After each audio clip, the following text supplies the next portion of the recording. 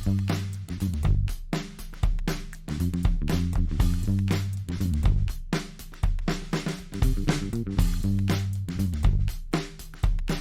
gente tem uma novidade para vocês. Temos chamadas dos alunos na videoaula. Então, vocês têm que observar a descrição do vídeo para responder a chamada e não levar falta, certo? Lembrando também, quem não é inscrito, se inscreva no canal da escola e ative as notificações. E se puder, você deixa aí seu like, tá beleza? Olá, que bom que você veio. Essa é a TV Lima Júnior, o seu canal de estudos. Eu sou Lourdes Souza e hoje nós vamos falar sobre a revolução tecnológica na agropecuária. Essa aula é longa, é melhor você pegar uma pipoca. A propósito, o milho da sua pipoca é transgênico? Você sabe o que é um alimento transgênico? Será que faz mal para a saúde? Vem comigo que eu vou te explicar direitinho.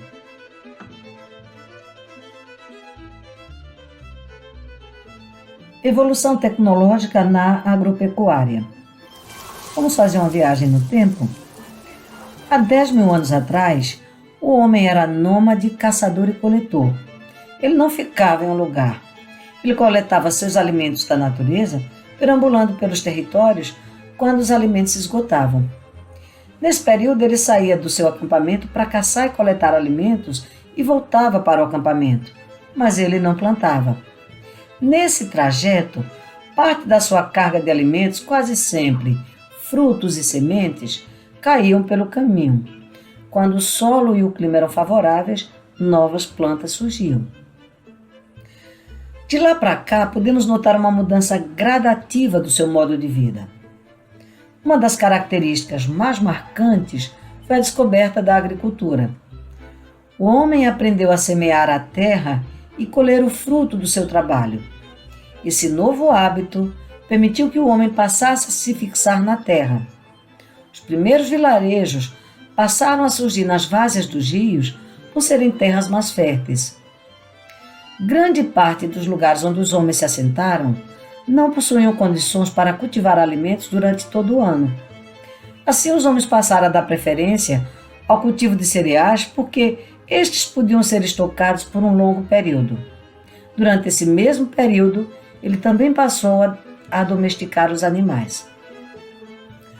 O homem passou então a conviver com o cultivo de cereais e com a colheita e, claro, ele foi aprendendo a lidar com essas ferramentas. Algumas técnicas foram desenvolvidas, por exemplo, regar as sementes, retirar as plantas que não eram desejadas, as ervas daninhas e também a arar o solo. Quanto mais ele se dedicava ao cultivo de alimentos, menos tempo ele tinha para caçar. Então ele se tornou um agricultor e passou a aprisionar os animais que não lhe ofereciam risco e serviam como carne. As primeiras plantações eram para a subsistência da própria tribo, o que acarretava então um maior crescimento populacional, já que a comida era garantida. Agora o homem planta a sua comida e controla os movimentos, a alimentação e a procriação de animais ao invés de sair para caçar. Os animais foram usados primeiramente por causa da carne, mas mostraram ser úteis de vários modos, em especial quando surgiu o arado. Antes da Revolução Industrial, os animais de carga eram as melhores máquinas do planeta. Um cavalo ou um boi atrelado a um arado transformava a produtividade da terra, permitindo aos agricultores plantar mais e alimentar mais pessoas. Com o passar dos tempos, novas tecnologias foram inventadas para substituir a tração animal por uma forma mais mecanizada. Surgem então as máquinas que prometem facilitar a vida dos agricultores. Máquinas que poupam o trabalho pesado do homem. Agora temos a oportunidade de aumentar ainda mais a produção de alimentos. Atualmente, as criações de animais ainda possuem o mesmo propósito de antigamente, porém agora são massificados. Hoje, com o aumento desenfreado da tecnologia, podemos observar um aumento gigantesco no desenvolvimento da produção alimentícia. Hoje temos tecnologia suficiente para amplificar a produção de alimentos de maneira quantitativa. Temos tecnologia suficiente para tornar o trabalho de prevenção de pragas mais efetivo. Temos aparelhos automatizados que fazem praticamente o trabalho sozinho. Tecnologia inventada para qualquer tipo de produção e terreno. Não há barreiras para a produção de alimentos.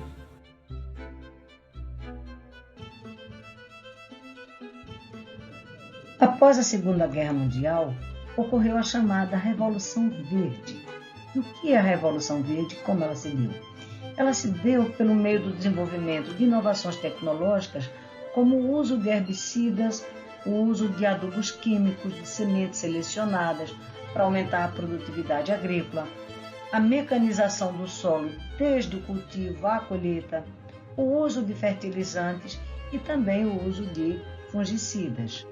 Embora tenha toda essa inovação tecnológica, a natureza ainda condiciona a agricultura, por exemplo, através do clima, onde determinadas lavouras não se adequam a determinadas temperaturas ou umidade solar. O relevo é outro importante condicionante natural para tecnologias arcaicas e algumas modernas, porque a altitude ou a inclinação da vertente dificulta, por exemplo, o acesso de máquinas. O solo, quando rico ou quando pobre em determinados nutrientes, é também um fator limitante. Existem fatores humanos que também condicionam a agricultura. Por exemplo, os sistemas econômicos e políticos adotados por muitos países interferem tanto na posse como na divisão da terra. A densidade populacional é outro fator que vai provocar alterações da divisão da propriedade e do uso da mão de obra. Não dá, por exemplo, para pensar em expandir uma lavoura na cidade de São Paulo. A cidade de São Paulo já tem toda uma ocupação populacional pela cidade. Então, a densidade populacional, a existência da urbanização é também um fator limitante. Há também outro fator que são as técnicas de trabalho e os meios utilizados. Então, há lugares que, ainda que você tenha toda a inovação tecnológica, não terá trabalhadores que saibam manejar e utilizar estas ferramentas. A agricultura a nível mundial apresenta grandes diferenças. Pelas suas características, nós podemos distinguir a agricultura em agricultura tradicional de subsistência, que é típica das regiões de baixo desenvolvimento, é o caso do continente africano, em específico, os países que estão abaixo do deserto do Saara, mas é também típica dos países do Sudeste Asiático e aqui da América Latina. Esse tipo de agricultura envolve um elevado número da população ativa. Mais de metade da população do país inteiro vive e trabalha na agricultura. Já a agricultura moderna ou mecanizada, ela é típica dos países de alto desenvolvimento, é o caso do continente europeu. Os países europeus têm uma agricultura altamente mecanizada, assim como também a América do Norte, é o caso dos Estados Unidos e do Canadá. Mas a gente também tem esse tipo de agricultura no Japão e na Austrália. É a agricultura que envolve cada vez mais menos trabalhadores, cada vez mais maior número de máquinas e tecnologias. São características da agricultura tradicional o elevado número da mão de obra, que nesse caso chega geralmente a atingir 60% da população ativa. As tarefas agrícolas são manuais ou fazem um uso muito pequeno de ferramentas e de tecnologias. A produção é feita para o autoconsumo, para a subsistência da família. Os trabalhadores têm um pequeno ou um fraco conhecimento de técnicas e tecnologias. Uma boa parte da terra não é utilizada, ela é inculta. Então, produz apenas num espaço de terra necessário para o sustento da família. A mão de obra é familiar, não há remuneração nesse tipo de trabalho. E, em geral, planta-se várias culturas, pratica-se a policultura. São características da agricultura moderna a utilização de produtos químicos, a seleção de sementes, sistemas de regas automáticos, estudos do solo. e uma elevada mecanização, um uso muito grande de máquinas e de equipamentos. Apresentam um elevado rendimento e uma produtividade agrícola. A produção é destinada ao mercado e não ao consumo. Pratica-se a monocultura, um só produto. E o número de trabalhadores, a mão de obra, é muito reduzida. É uma agricultura que faz uso de mão de obra especializada. Com relação ao tamanho das propriedades, a agricultura tradicional pratica policultura, vários produtos no mesmo lugar, e fazem isso principalmente em áreas muito pequenas, os chamados minifundos.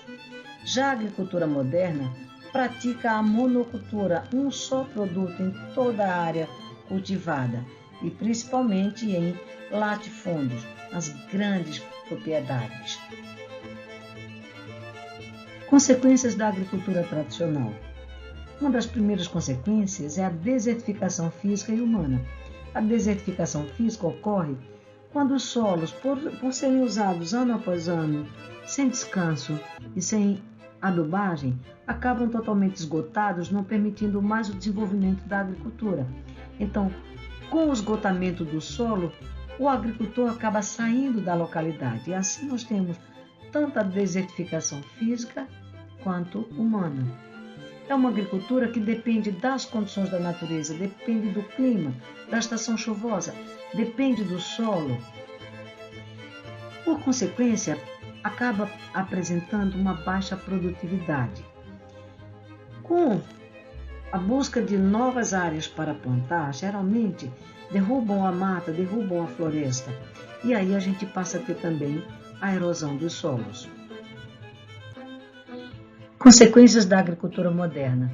Uma das principais é o excesso de produção. Tanta tecnologia acaba gerando uma produtividade muito grande, que por sua vez vai gerar um novo problema, que é a dificuldade de escoamento dessa produção excessiva. Outra característica é a má qualidade dos produtos. O uso tão intenso de tecnologia também acaba poluindo os solos e as águas e provocando também a erosão dos solos.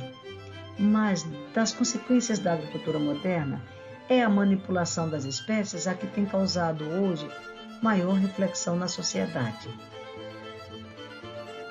Biotecnologia e transgênicos.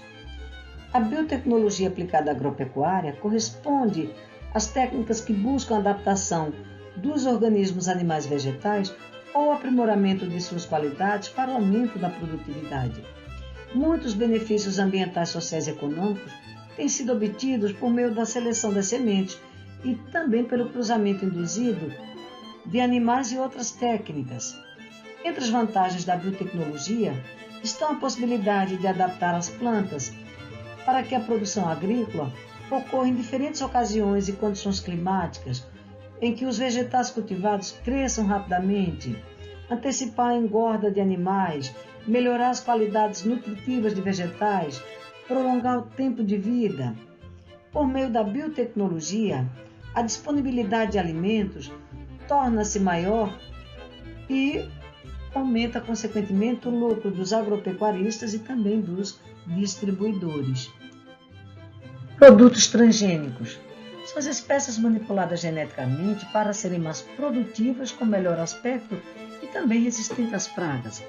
Os produtos transgênicos podem acarretar riscos para a saúde do homem, mas ainda nada foi comprovado quais são as reais consequências da utilização desses produtos. No entanto, muitos países têm em sua legislação a necessidade de que o produtor informe no rótulo que aquele produto é geneticamente modificado, portanto um transgênico. O Brasil é o segundo maior produtor mundial de transgênicos do mundo por área cultivada. Dos produtos brasileiros geneticamente modificados estão a soja e o milho. Agricultura orgânica.